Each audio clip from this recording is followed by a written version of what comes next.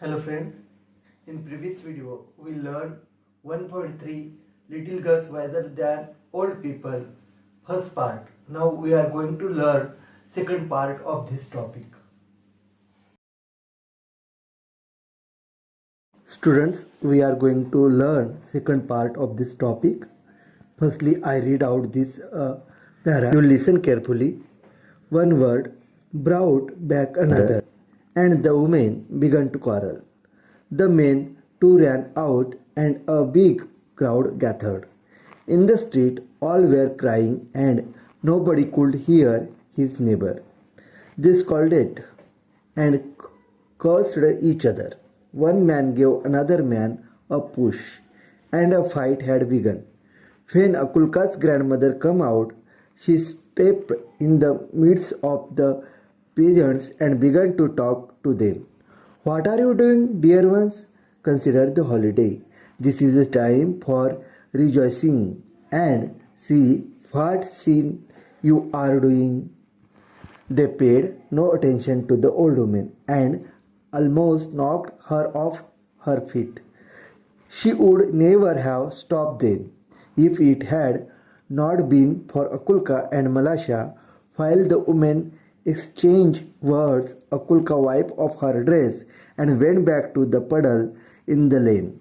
She picked up a pebble and began to scratch the ground so as to let the water off into the street.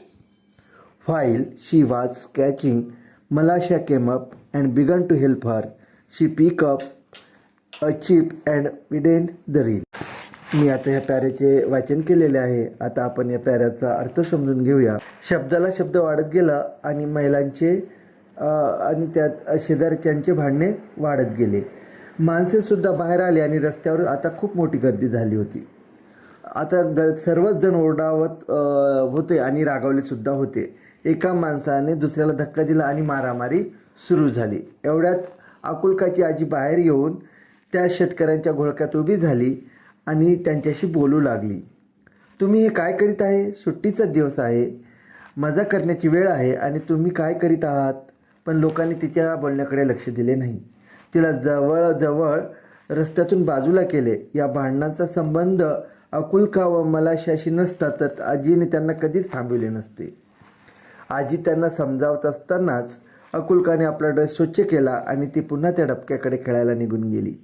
तिने एक गारगोटी घेतली आणि रस्त्यावर ओरखडे मारायला सुरुवात केली. त्यामुळे पाणी रस्त्यावरून वाहू लागले. अकुलका ओरखडे मारत असताना मलाशा देखील तिथे आली व तिला मदत करू लागली. मलाशाने एक पट्टी उचलली आणि ती चिरारुंद करू लागली. Now I am going to read out the last para of this topic. The peasants had begun to fight just as the water went down the reel toward the place where the old woman was trying to separate the men. The girls ran one from one side of the reel, the other from the other side. "Look out, Malasha! Look out!" shouted Akulka. Malasha wanted to say something herself but could not speak for laughter. The girls were running and laughing at a chip which was bobbing up and down the reel. They ran straight into the crowd of the peasants. The old woman saw them and said to peasants, "Shame on you before God. Men, you have started fighting on account of these two girls, and they have long ago forgotten it.